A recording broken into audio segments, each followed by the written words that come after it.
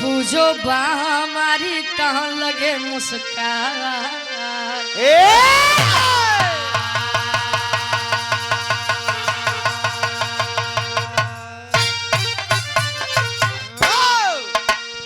एक दिन राम सिया से बोले मन में अहंकार के सोले, पूजो बा हमारी कहाँ लगे मुस्काए। प्रभु श्री रामचंद्र जी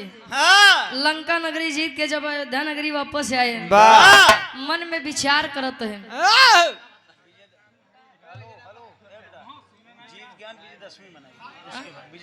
हाँ हाँ बोला था। अच्छा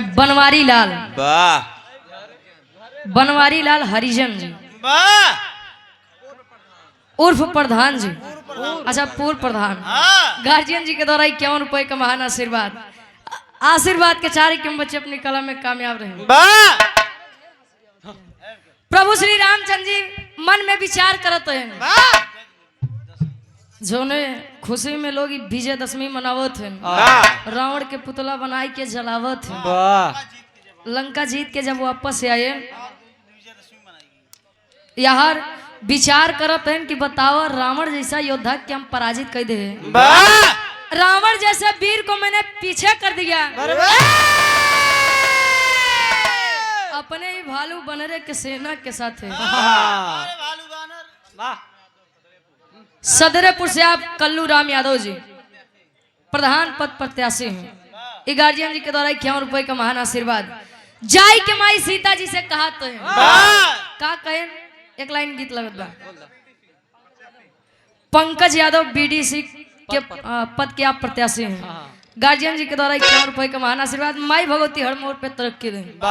प्रगति के मोड़ पर परस्पर आप आगे बढ़ते रहे। कहे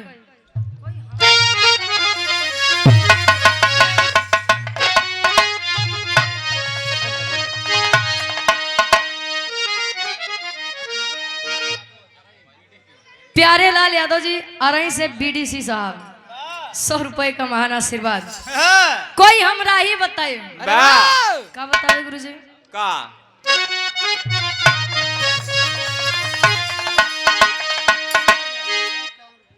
वाह तनी मिलावे दा तो बेनी चाचा के अनियारे में ना दोस्त अरे अनियारे में नहीं बा दोस्त उनके चेहरा में। संस्कार फ्लोर डीजे साउंड सिस्टम अरई बाजार हंडिया प्रयागराज से प्रोपराइटर आप राजेंद्र विश्वकर्मा जी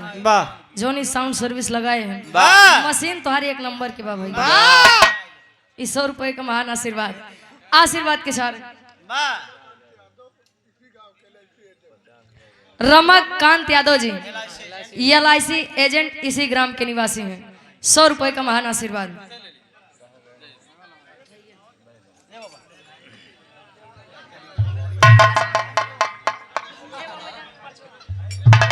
डॉक्टर DK बंगाली जी धर्म क्या बड़े भैया डॉक्टर DK बंगाली बिंद नगर Bhadohi Facebook YouTube Instagram follower. Guardian जी के द्वारा पुनः 100 रुपए का महान आशीर्वाद। सुंदर पुष्पंखुड़ियों में गुथा हुआ हार। अब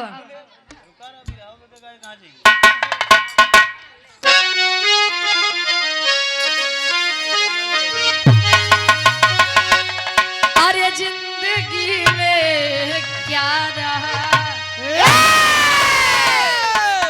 अरे जिंदगी में क्या रहा,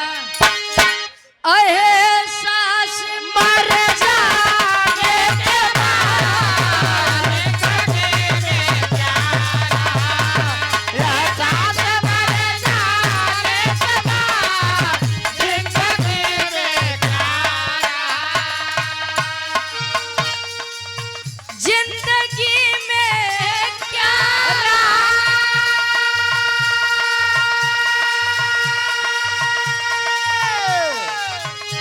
एहसास मर जाने के बाद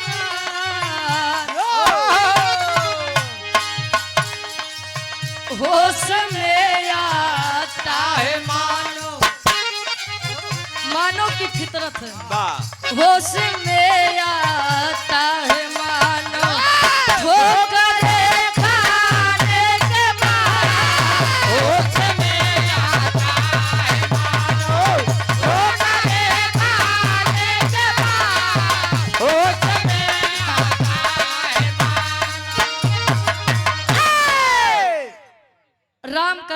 बाबूजी गार्जियन जी के द्वारा 51 रुपए और ये आप सम्मानित धर्म के बड़े भैया दीपक यादव जी 100 रुपए का महान आशीर्वाद। आशीर्वाद के चारे कि हम बच्चे अपनी कलम में कामयाब रहे। होश में आता है मानो ठोकरे खाने के बाद। जीवन में अगर कुछ बनना है तो किसी के ऊपर भरोसा कर लीजिए। भरोसा टूट गया और जमाने की सच्चाई है जेकरे ऊपर भरोसा करबा वही मुड़ी काटत है। अच्छा भरोसा जिसके ऊपर करेंगे भरोसा वही तोड़ेगा। बने के होए तब बनी जाबा, अब बिगड़े को होए तब बिगड़ी जाबा। दीपक चौरसिया जेसीबी वाले 100 रुपए का महान आशीर्वाद। दरअसल भैया कब बिरहा उराम नहीं आए हैं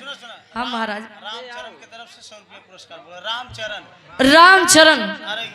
आप गार्जियन जी के द्वारा इसी ग्राम के निवासी हैं। 100 रुपए का महान आशीर्वाद। आशीर्वाद के चारे कि बच्चे अपनी कलम में कामयाब रहे। और ये आप प्यारे लाल यादव जी अरई से बीडीसी साहब 101 रुपए का महान आशीर्वाद। आशीर्वाद के चारे कवि जी तर से बढ़िया फर्ज में लिखे का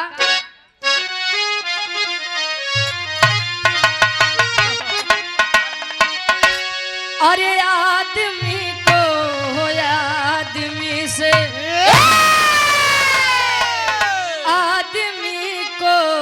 आदमी से प्यार करना चाहिए।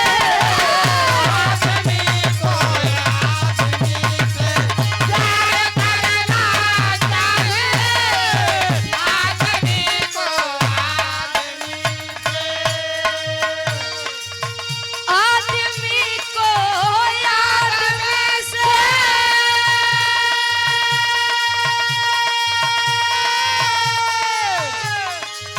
प्यार करना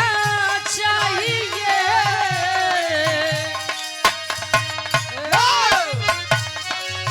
वक्त पर जो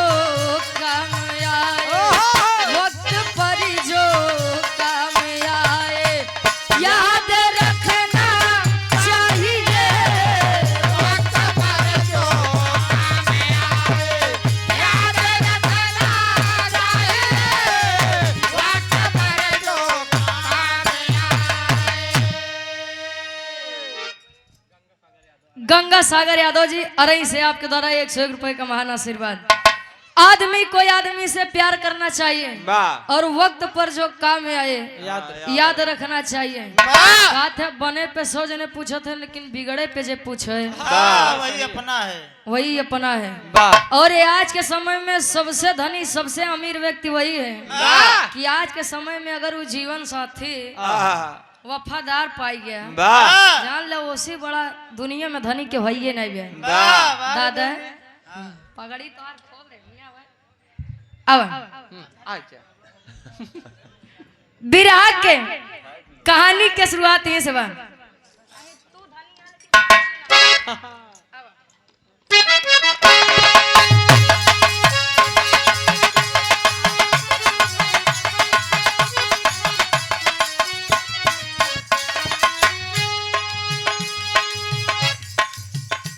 रावण का वध करके श्री राम घर को आए। रावण का वध करके श्री राम घर को आए। घर घर में खुशी और दीप को जलाए।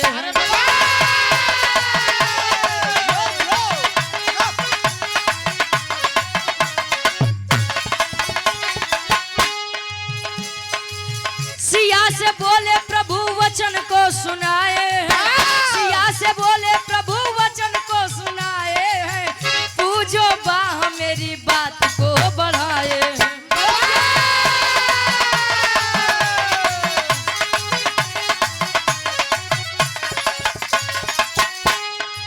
सुनकर बात सिया मन में तब विचारा है। सुनकर बात सिया मन में तब विचारा है। सुनकर बात सिया मन में तब विचारा है। सुनकर बात सिया मन में तब विचारा है। थोड़ा घमंड प्रभु मन में यह ठाना है। थोड़ा घमंड प्रभु मन में यह ठाना है। थोड़ा घमंड प्रभु मन में यह ठाना है।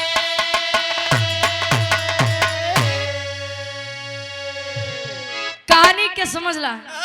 आसान और पूर्ण विश्वास बा। कहानी शीशा के जैसा साफ हुई प्रभु श्री रामचंद्र जी जब लंका नगरी लौट जीत के अयोध्या नगरी वापस आए वाह या कहती राज तिलक भा वाह राजाभिषेक भा राजपाठ जब पाए वाह माई सीता जी अपने कक्ष में विश्राम करत हैं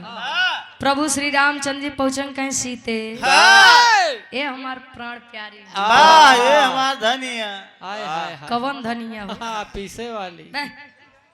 प्यार से लोग अपने धर्म पत्नी के धनिया कहते हैं भोजपुर वाह पूर्वांचल साइड वाले आह, अब यार माई सीता जी कहीं बोलिए अरई वंश से आप लाल बहादुर यादव जी ई गार्जियन जी के द्वारा 51 रुपए का महान आशीर्वाद। अब यार माई सीता जी कहीं अच्छा कुछ कहा चाहता का स्वामी वाह कहीं कहा तो बहुत बा लेकिन सीता जवन मेन काम बा वाह हमार मेन काम खास बात हाँ। ओका हम ये आपके बीच में रखते हैं वाह बीच में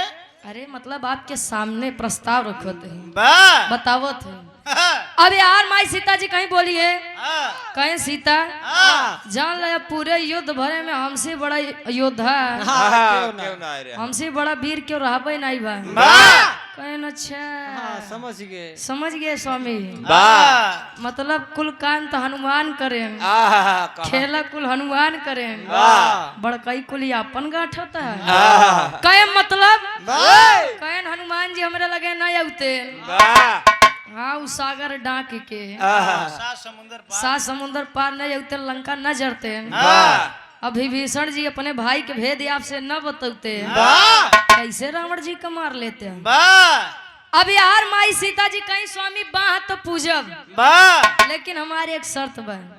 कहीं कौन शर्त कहीं सुना बताओ तो एक लाइन गीत लगत बा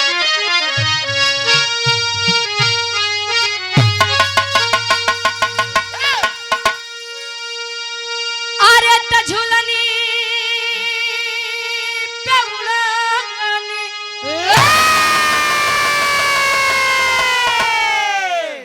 विरहा सम्राट आप स्वर्गीय गुरु रामदेव गुरु जी अपने जवानी के आलम में गावे वाह गावे और गाय ने और गाय के चला गए वाह तू कब जाबू कहाँ हो लवली वहां तक न जाओ करा जब भेजा तो घंटा 2 घंटा 4 घंटा बाद भेज दे हम वाह गुरु जी गावे कैसे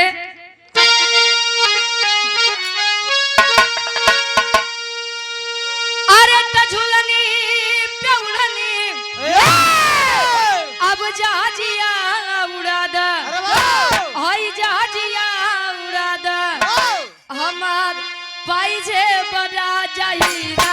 जला दा हमार पाई जे बड़ा जाईरा जला दा हीरा जला दा हीरा जला दा हीरा जला दा हमार पाई जे बड़ा जाईरा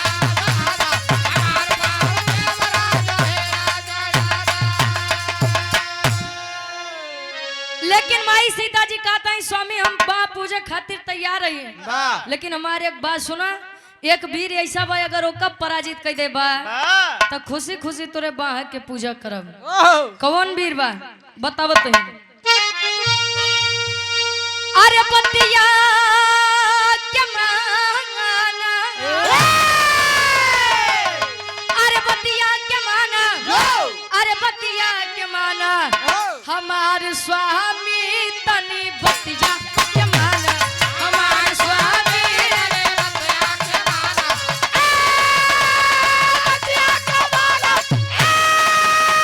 बतिया के माना ओ बतिया के माना हमार स्वामी तनी बतिया के माना हमार स्वामी तनी बतिया के माना कहे रहेला कोटाक्ष मन में अब एक कठी ललनवा पहिले हरावा जाके ओके सजनवा पहिले हरावा जाके ओके सजनवा अरे यही बात हमारी अरे यही बात हमारी दुकानवा में खाना हमार स्वामी तनी बतिया के माना हमार स्वामी तनी बतिया के माना हमार स्वामी तनी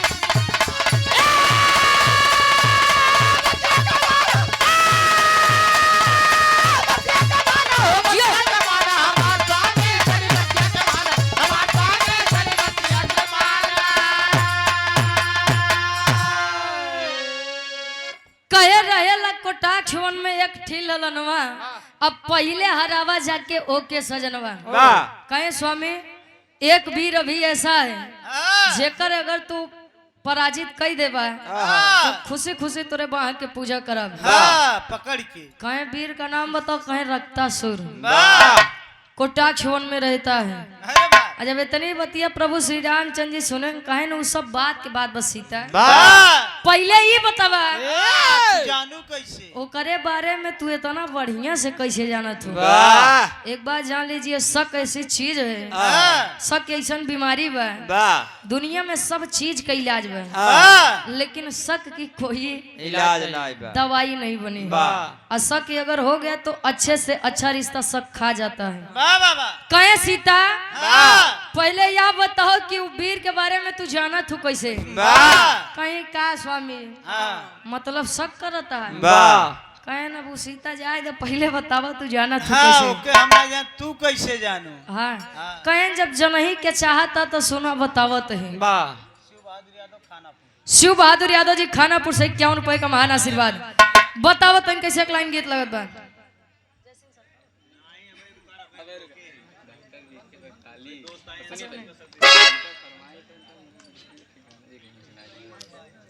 अच्छा ये आप डॉक्टर डी के वाह भैया जी आपकी फरमाइश बा भला जेकर पिराए वही जाने दूसर के हो का जाने 100 रुपए का महान आशीर्वाद लड़के के घरे भवा का हाँ इनके मेहरारू के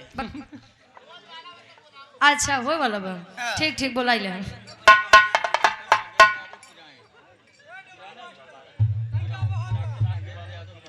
डॉक्टर नागेंद्र यादव जी किराम से आप गार्जियन जी के द्वारा 100 रुपए का महान आशीर्वाद एक लाइन उनका फरमाइश करे लो बाद भी रहा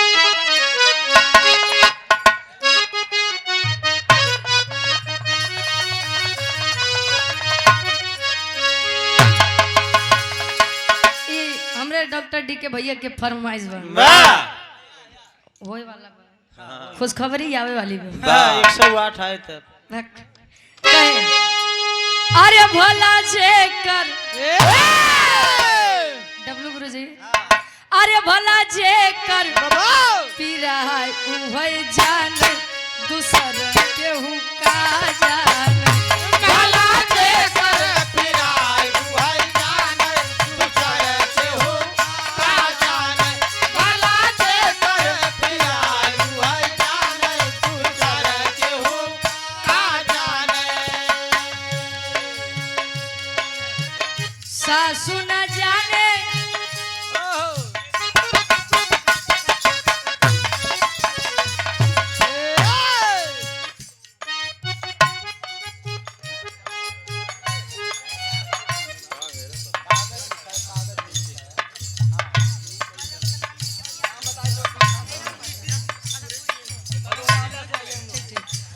भदोही जिला से आप चलकर आए हुए हैं प्रयागराज की पावन धरती पर वाह ये हमारे डॉक्टर डी के भैया पूरी टीम के साथ ही आए हैं इस भाव को समझते हुए सुंदर कुछ पंखुड़ियों में गुथा हुआ हाथ टीम में इनके नर्स नहीं आई है 200 रुपए का महान आशीर्वाद अच्छा नर्स का क्या करबो तू अरे बहुत जरूरत है भैया हां साथे लेके लगे क्यों को होए न होए लेकिन तोहका जरूर जरूर हाँ सुई लगाए बा रुई वही लगाओ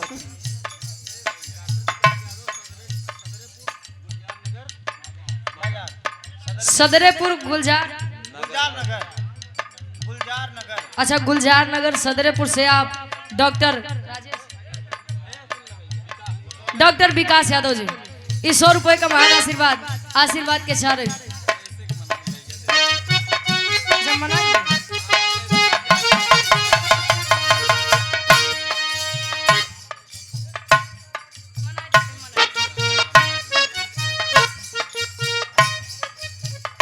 बंदीपट्टी चौराहा हंडिया प्रयाग से होली मिलन समारोह के आप मंच संचालक हैं जय सिंह सरकार और जेपी वर्मा जी 100 रुपए का महान आशीर्वाद ही फरमाइश पर राजा हो तो है कैसे आखिरी में परेशान कहे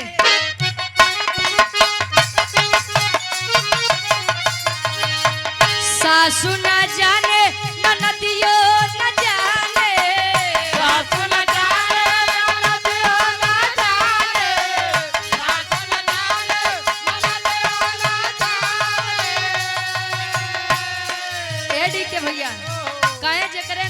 छठी बेबाई हाँ आ उका जाने पीर पर आई वाह जेकरे ऊपर बीतत है वही जानत है हाँ का गुरुजी सही है ना सासू न जाने ननदियो न जाने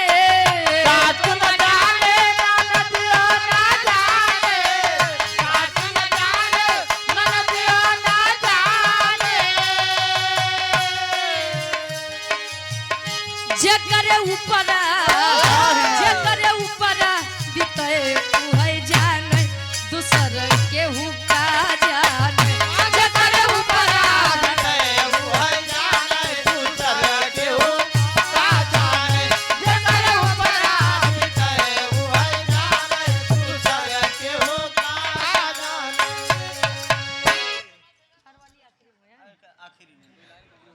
बिरहा के कहानी पे ध्यान दिए आप लोग ये तो मान लो हमारे डी के भैया के फरमाइश रहन यार माई सीता जी जब प्रभु श्री रामचंद्र जी का ऐसा प्रश्न सुने कहीं स्वामी जनहीन चाहता हाँ। तल्ला बतावत है बतावे का एक लाइन गीत लगत बा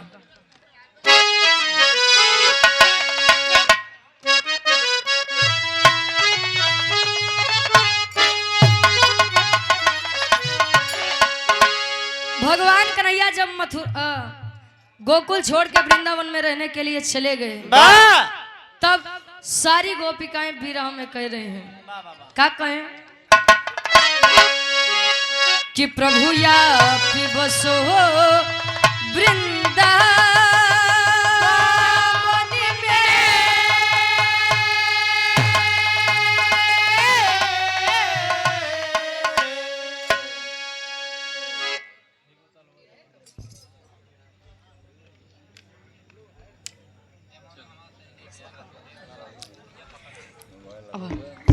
कि प्रभु या बसो वृंदावन में मेरी उम्र बीत गई गोकुल में प्रभु आप बसो वृंदावन में मेरे उम्र बीत गई गोकुल में प्रभु आप बसो वृंदावन में मेरे उम्र बीत गई गोकुल में कृति पैथोलॉजी सेंटर बिंद नगर भदोही से प्रोपराइटर आप गुड्डू कुमार बिंद जी डॉक्टर आप पी के बंगाली जी गार्जियन जी के द्वारा इस भाव को समझते हुए अच्छा डी के लागत वजह से PIC लिखे हैं डी के बंगाली जी आप गार्जियन जी के द्वारा पुनः 100 रुपए का महान आशीर्वाद हम सोचे आप डी के है आपके साथ केहू पी के हो पी के कौन सा पी के अच्छा 15 तारीख के कबीर जी भाव में बताते हैं माई सीता जी प्रभु श्री रामचंद्र जी उन लड़का के बारे में जानकारी देते हैं का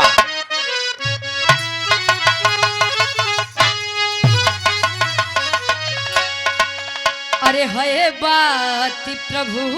बचपन की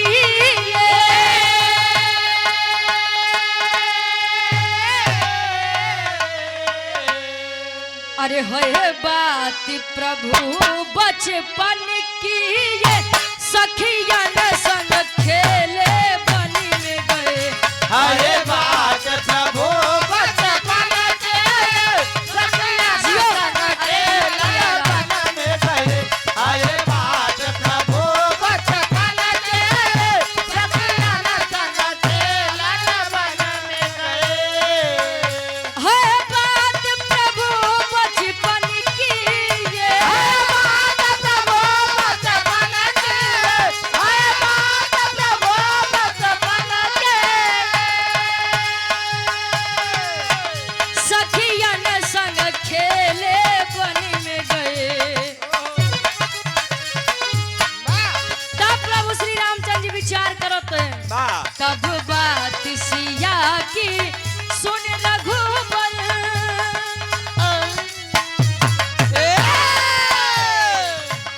तब बात सिया की सुन रघुबर मन ही मन में मुस्काए लगा तब बात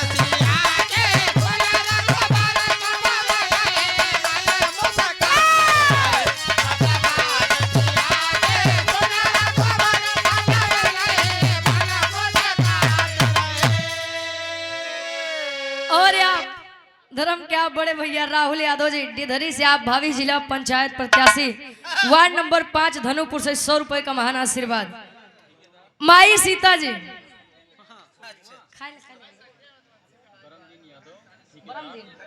बरमदीन यादव जी ठेकेदार साहब कुकुड़ा कुकुड़ा कुकुड़ा से आप गार्जियन जी के द्वारा 100 रुपए का महान आशीर्वाद।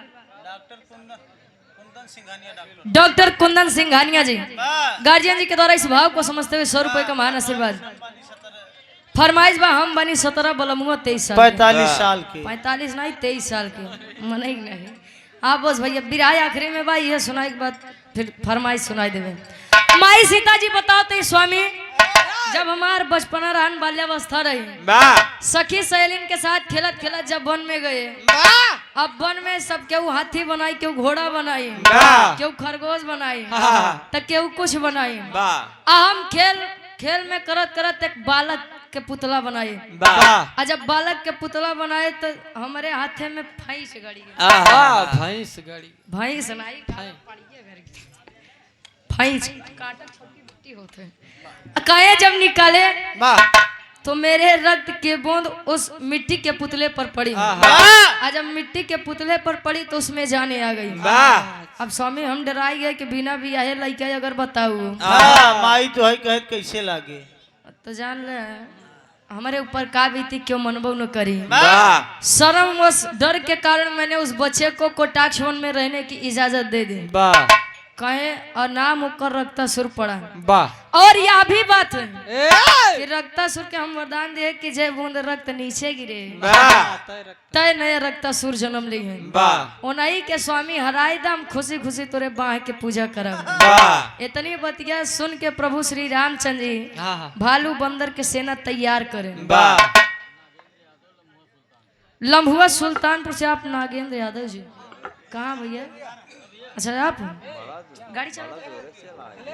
आप भी गार्जियन जी के द्वारा 100 रुपए का महान आशीर्वाद।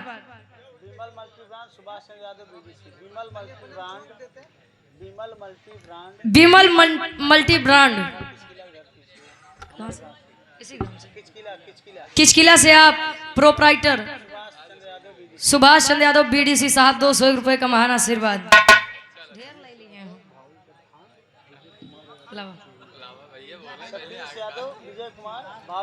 सतीश यादव विजय कुमार भावी प्रधान पद प्रत्याशी ये दोनों महानुभावों के द्वारा इस भाव को समझते हुए 111 रुपया आशीर्वाद के चारे के बच्चे अपनी कला में कामयाब रहे। शिव बहादुर यादव जी खानापुर से 51 रुपए का महान आशीर्वाद। अब यार दीपक साउंड ऑपरेटर साहब जैतापुर से आपकी 100 रुपए का महान आशीर्वाद। माई भगवती करें आपके काम में दिन दुना रात चौगुना तरक्की हो। बीके यादव पत्रकार साहब खानापुर से 100 रुपए का महान आशीर्वाद। डॉक्टर दिलीप यादव जी डॉक्टर दिलीप कुमार यादव जी बस 100 रुपए का महान आशीर्वाद। आशीर्वाद के साथ रही बात तो नहीं लगे जाता है पहचानी है। गंगा सागर यादव जी अराई से 100 रुपए का महान आशीर्वाद। अब यार प्रभु श्री रामचंद्र जी भालू बंदर के साथ सेना सजाएन आज जब सेना सजाएन तब भवा का खाटी इलाहाबादी तर्ज लागत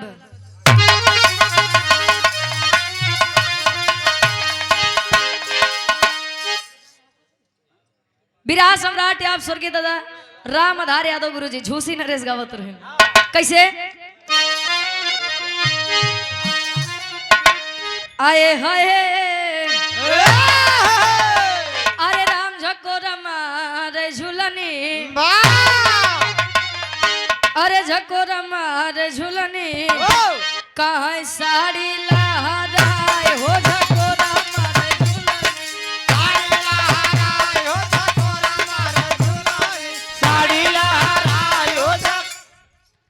अरे घुमा के गोरी मरलू।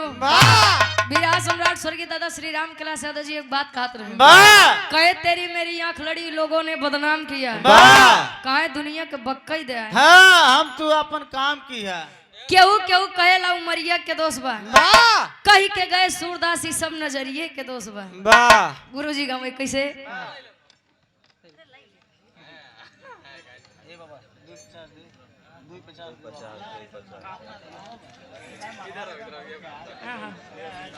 और आप सम्मानित आशीष इंटरप्राइजेज जगदीशपुर नहर प्रोप्राइटर धर्म के आप बड़े भैया आशीष यादव जी सुंदर पुष्प पंखुड़ियों में गुथा हुआ हार 100 रुपए का महान आशीर्वाद।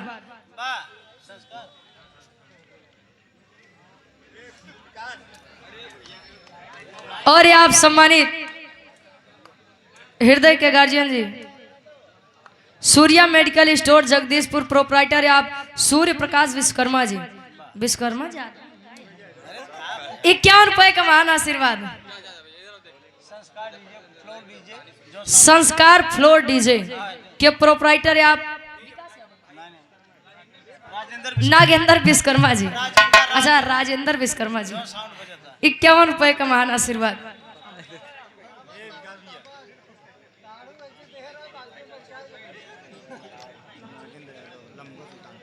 नागेंद्र यादव जी लम्हुआ सुल्तानपुर से पड़ोसी है। एकदम सुंदर पुष्प पंखुड़ियों में गुथा हुआ हार 100 रुपए का महान आशीर्वाद। एक स्वर में सबके नमस्ते प्रणाम स्वीकार हो। अरे घूमत के गोरी मरलू घूमत के गोरी मरलू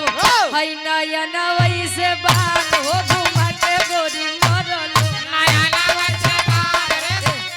अरे घुसुरी गवा बरधा गसार बरधा अरे घुसुरी गवा बरधा कहाँ सरी गई मझारी घुसुरी गवा बरधा सरी आई मझारी घुसुरी गवा बरधा। अरे गजब क्यों बहिनी मोदी एक मिनट हम सभी अपने दर्शकों से श्रोतागणों से यह प्रार्थना करते हैं बिटिया को गाने दीजिए बिटिया को गाने दीजिए। इसके बाद जब वो गा लेगी तो सबको इकट्ठे जितना आपको इनाम देना हो दे दीजिए जितना माल्यार्पण करना हो कर दीजिए लेकिन पहले गाना गाने दीजिए। इसके पहले कोई वहां जाएगा नहीं मंच पर फालतू। चलिए वाह कहे अरे गजब क्यों बहिनी चीन्यू ना भतार हो अरे कभी जीता से बढ़िया फर्ज में लिखा थे अरे चले श्री राम अपन अरे चले श्री राम अपन सेनावा सजाई चले श्री राम सेनावा सजाए चले श्री राम सेनावा सजाए सेनावा सजाए हो सेनावा सजाए चले श्री राम यापन सेनावा सजाई चले सेनावा सजाए चले श्री राम चले श्री राम अपन सेनावा सजाई। अब यहाँ जब बालू बंदर कल के पहुंचे अब प्रभु श्री रामचंद्र जी पीछे हाथ तबले हनुमान जी ए रक्तासुर बाहर निकल आओ। अरे आपका नाई कहा थे अब यार रक्तासुर को समझ भी न करे निकल बाहर। तब ले लक्ष्मण जी कहे ने हनुमान ए हनुमान अरे यार तू बगलिया तू बानर है ये बरे तो का कुन नहीं समझत काहे रुका भमका जावे दे आगे। अब यार हनुमान जी का पीछे कह के लक्ष्मण जी आगे आए अरे रक्तासुर बाहर निकलो निकल बाहर आओ अब यार उनहु के कहे पर रक्तासुर कुछ न करे कहे बस हो ही गया बड़का बनत रहे बहादुर बड़का पारी नाथ है। अब तू हटा अब हम अपन दिखावो थे अपन दिखावा तब निकले। अब यार जब रक्तासुर के सामने कोटाक छुवन में हनुमान जी लक्ष्मण जी का हटाए न कहे देखा बनरे के पावर हम बुलाए देते हैं। अब यार दोनों जने जितना जोर बकुल आजमाई डावत है नहीं निकला तो जब राम जी पुकारे आवाज दे जब अपने पिताजी के आज्ञा और आवाज सुने तो बाहर निकला कहे पिताजी मेरे दरवाजे हमरे दुआरे इतना हमार परम सौभाग्य बा तोहार बाबू तोरे रक्तासुर के बाद बताओ थे हम। अब यहाँ रक्तासुर आया बाहर प्रभु श्री रामचंद्र जी मार चुनौती दे पड़ा है आ बाहर निकल बाहर निकल तोरी माई अच्छा प्रभु हरे कसम ताव चढ़िए का अच्छा अच्छा उनके चढ़ा हुए ताव चाहिए ना लेकिन तोहरे जरूर चढ़िए ए भैया अब यार विश्वकर्मा महाराज भैया कुछ भी कह सकत है हाँ तोहर बात ही अलग बा यार जब रक्तासुर बाहर निकले कहे मैंने कोई गलती भी नहीं करी है ना अपने पिता के किसी भी दुश्मन को कोई शरण ही दिया है ये बाबू हमारे काहे रे सियाने हो अब भाई वीर तो वीर अजय पानीदार मरद रहा तो एक बार सुने 10 बार सुने ओकरे बाद वो सुन नहीं सकत अब वो अभी युद्ध करने के लिए तैयार हो गया भवा का आगे कभी लिखत है छोटे लाल यादव जी छोटे लाल यादव जी नेदुला से आप 100 रुपए का महान आशीर्वाद राम जी और कहाँ से राम जी और रक्तासुर में आज युद्ध होत बा कैसे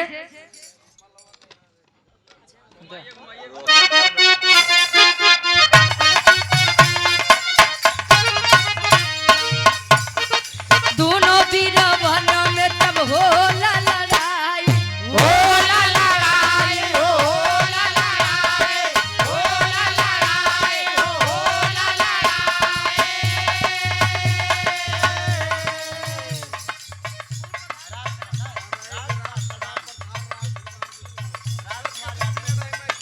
अच्छा रुक जाओ अरई पूर्व प्रधान जी अच्छा वर्तमान के अरई के आप वर्तमान ग्राम प्रधान साहब आदरणीय आप परम सम्मानित राजकुमार विश्वकर्मा जी गार्जियन जी के द्वारा सुंदर पुष्पंखुड़ियों में था हुआ हार 200 रुपए का महान आशीर्वाद मैं किया ले कमला इंटरप्राइजेज अरई हंडिया से आप अच्छा कमल इंटरप्राइजेज अरई हंडिया से आप प्रोपराइटर सतीश कुमार भावी प्रधान पद के आप प्रत्याशी हैं 100 रुपए का महान आशीर्वाद सेनावा के मार दिया घरे पहुंचाई घरे पहुंचाए हो घरे पहुंचाए घरे पहुंचाए हो घरे पहुंचाए अरे सुन के खबर चली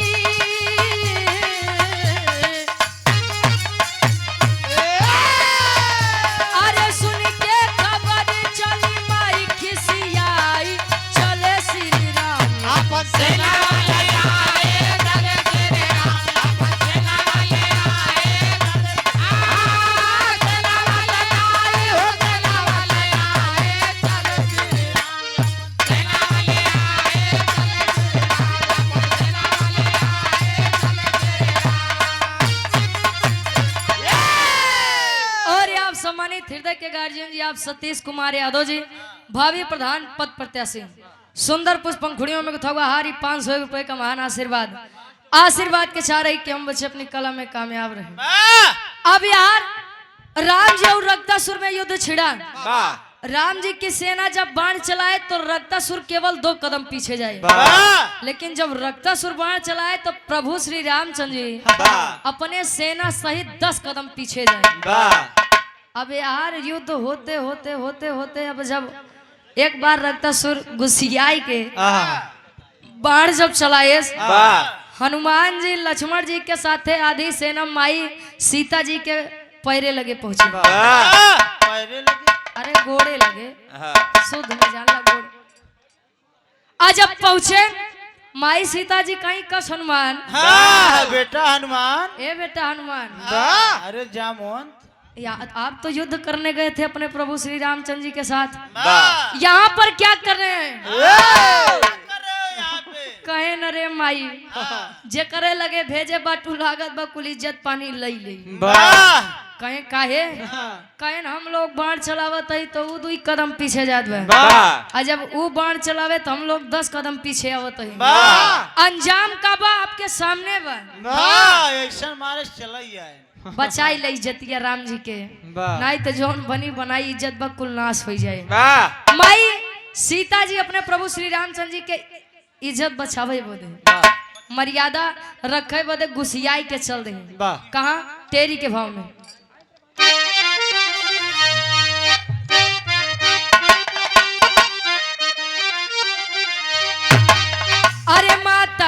की ममता ज्वाला बन गई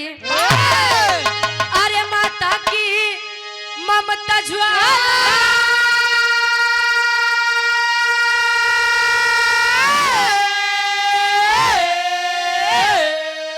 अरे माता की ममता ज्वाला बन गई चली संहार करनी अब कोई न रोकने वाला अरे हो वाला अरे हो वाला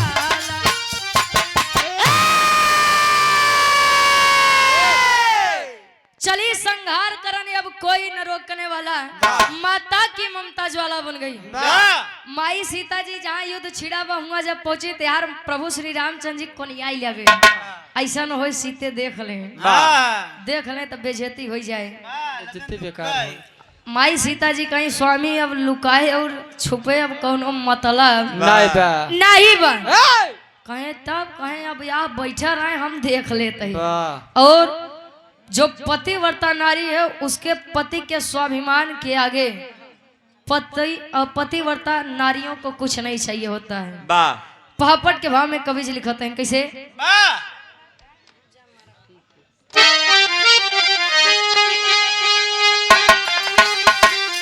अरे देख सिया के मचलबा अब तू बनवा बीच बनवा में अरे तो देख सिया के मचलबा अब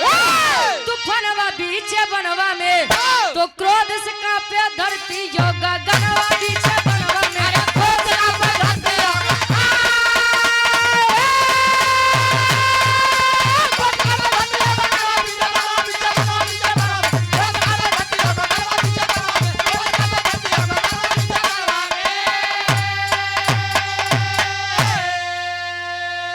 अरे मचाए हाहाकार देवी जब चंडी रूप बनाई हो तो सारे देवता सोचे लगे इनका के समझाई हो अरे सोच सोच के करे अब गुणनवा बीच बनवा में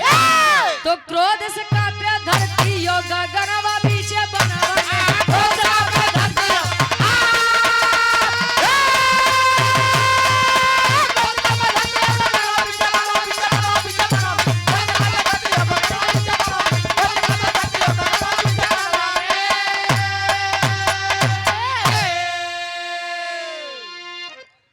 अब यार माई सीता संहार करने के लिए जब चंडी का रूप बनाई अब रक्तासुर के वरदान दिए रही रक्तासुर के जे बूंद रक्त नीचे गिरे तय नया रक्तासुर जन्म ले ले माँ सीता एक हाथ में खप्पर एक हाथ में भुजाली लेके रक्तासुर का संहार करके जितना उनकर खून रहा रक्तासुर के कुल पी ले गई लेकिन खून पीने की पिपासा इतनी ज्यादा बढ़ गई चंद्रशेखर यादव महाराष्ट्र से हाँ लाइव चंद्रशेखर लाइव देखा था यादव जी ये लाइव देखो तो है वाह 51 रुपए का महान आशीर्वाद क्या लाइव चलाई है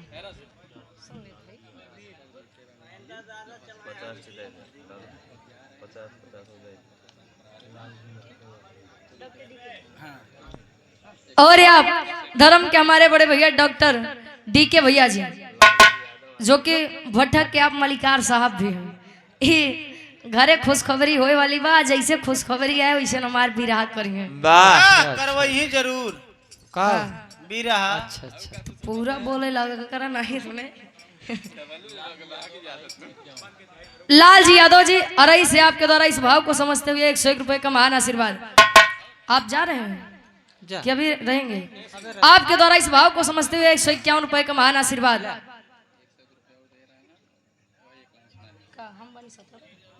राजा अरे जैसे भैया रुक जाए अच्छा आप कहते हैं बस एकदम आखिरी बार भैया के बाद तुरंत सुनाई देते हैं डॉक्टर डी के भैया जी पुनः 100 रुपए का महान आशीर्वाद आशीर्वाद के चारी भैया के फरमाइश बार राजा हो तो कैसे मनाई बस एकदम आखिरी बार अब यार माई सीता जी जब खून पीने की पिपासा आगे बढ़ती गई संसार का सर्वनाश करने के लिए आगे बढ़ती चली गई सारे देवी देवता सोचते हैं कि अब इनका समझावे के जे जे सामने जाए विष्णु जी जाए ब्रह्मा जी जाए नजरअंदाज करके चली जाए आगे अब यार सभी देवी और देवता पहुंचे कहा देवों के देव महादेव जी के पास कहे स्वामी अब दुनिया के आप ही आधार बटे अभी आप ही के हाथ में सब कुछ बा माई सीता जी जहाँ संहार करत आगे बढ़त रहे भगवान शंकर जी जाई के आसन मार के लेट गए। वाह यार माई सीता जी क्रोध से आगे बढ़ते हैं होत का आखिरी भाव में कवि जी लिखते हैं।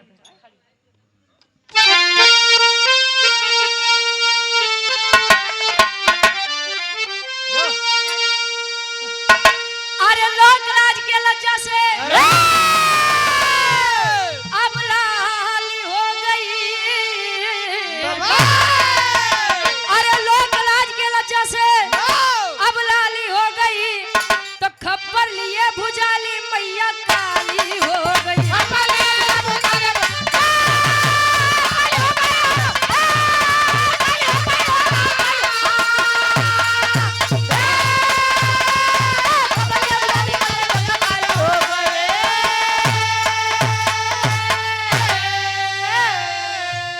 अरे नयन गिरा के देखे देवी लेटे भोले दानी हो तो देव प्रभु के देवी सीता हुई शर्म से पानी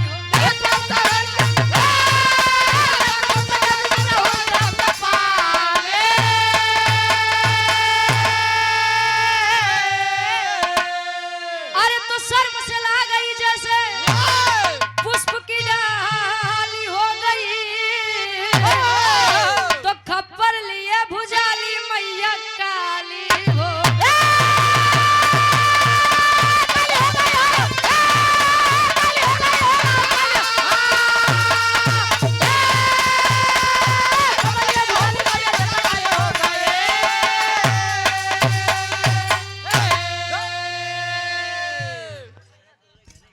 कमला शंकर यादव जी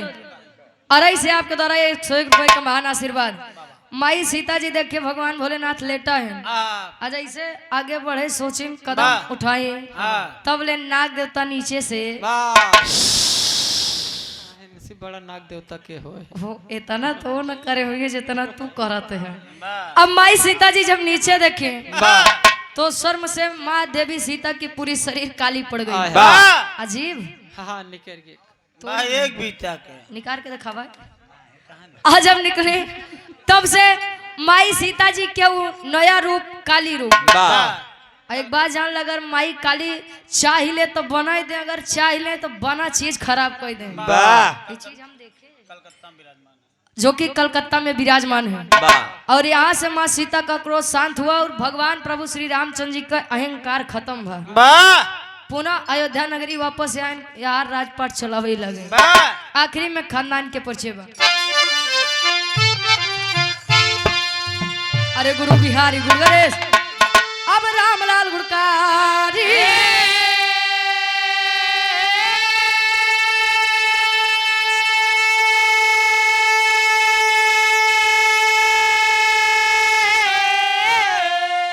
अरे कथन करे कवि आकाश कुमार प्रयागराज की तैयारी।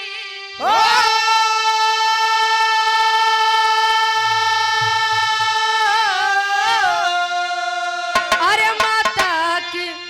ममता ज्वाला बन गई तो गाँव में रुचि यादव जतिया जेकर ग्वाला माता की ममता ज्वाला बन गई।